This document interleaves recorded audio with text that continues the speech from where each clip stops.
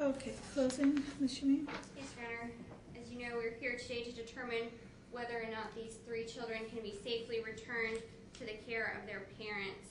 This is not an issue of the actions of the Vancouver Police Department. It is not an issue of the actions of the Marine Corps. It is an issue regarding whether or not these parents are adequately equipped at this time to meet the needs of their children, such that return of the children to their care would not present a substantial risk of harm. The burden for today is reasonable cause. The state has provided a good deal of evidence in the form of testimony from the social worker regarding the concerns that have come to the department's attention regarding this family, primarily a pattern of domestic violence, which includes allegations from the mother that she was sexually assaulted by the father, that she was hit in the face on at least one occasion by the father, that she was afraid that he was going to kill her, and reports from family members that they heard choking noises while on a phone call with the mother on the other end of the phone. Based on all of that, the department initiated its involvement. From that point, continued information has come to light regarding the dynamics of the relationship between mother and father, allegations of a relationship that has continued to escalate in a pattern of control over the last 6 months, most notably that has led to weight loss in the mother, inability of the mother to leave her home without either her husband or her children present, and the testimony from the social worker was that pattern of violence in front of the children is certainly detrimental to the kids. In addition, testimony today from the father was that he does suffer from PTSD, that he has had what he describes as sadness and depression related to that PTSD, that at its worst he had thoughts of suicide or self-harm. He's had sleep problems and nightmares, and that he had been previously prescribed medication which he is no longer taking. He also disclosed current ongoing regular use of cannabis in order to self-medicate his PTSD. Mother and father have not taken these kids to be assessed for any sort of medical treatment or to have their developmental needs assessed. Testimony from the social worker is that she identified concern regarding the developmental status of each of the children, the older 2 children being 3 and 4, not having vocabulary skills that would be expected of 3 and 4-year-old children. Similarly, spoken by the mother on the video that her children do not speak, none of the children speak. The youngest child, as noted by the social worker, is seen on the video to be calm throughout a highly escalated exchange.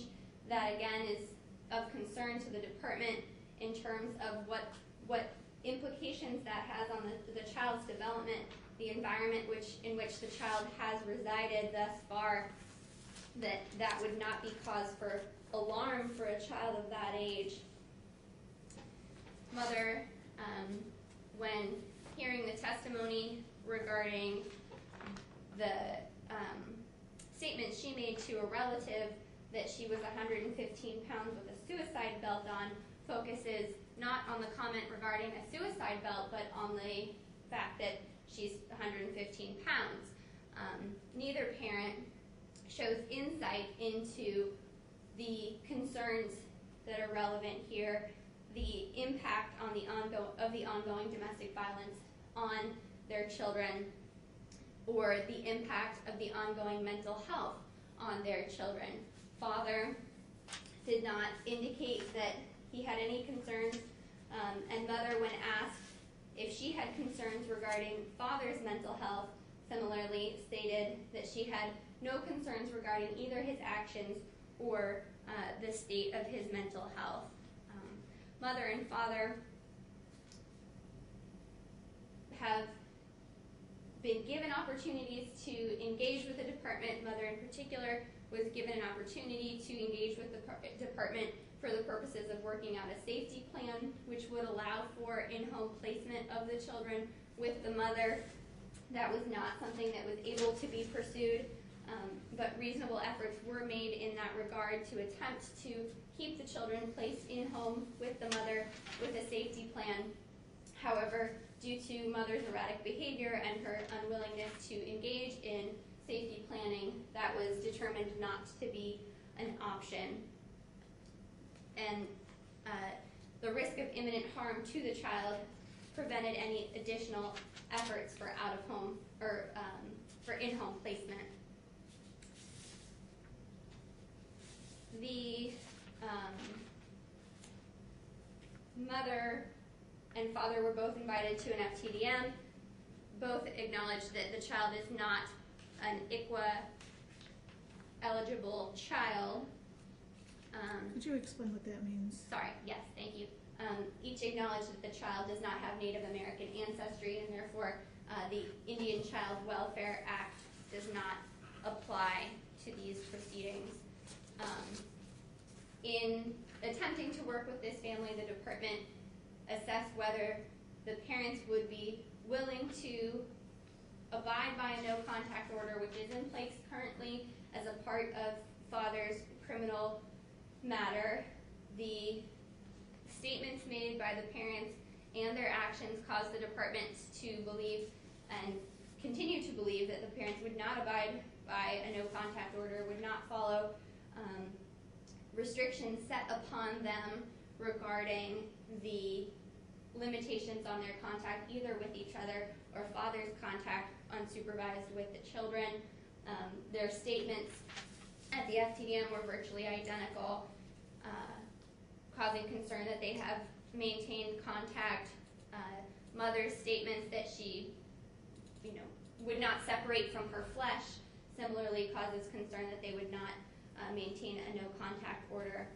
And both parents at various times have made statements calling into question the authority of the state or other entities to place restrictions on them or to, as they say, detain their property.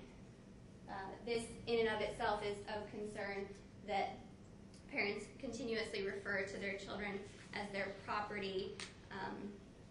And for all of these reasons, we would ask the court to find that shelter care is appropriate, that reasonable efforts have been made, and that the child, all three children, should be placed in relative care pending any fact-finding in this matter.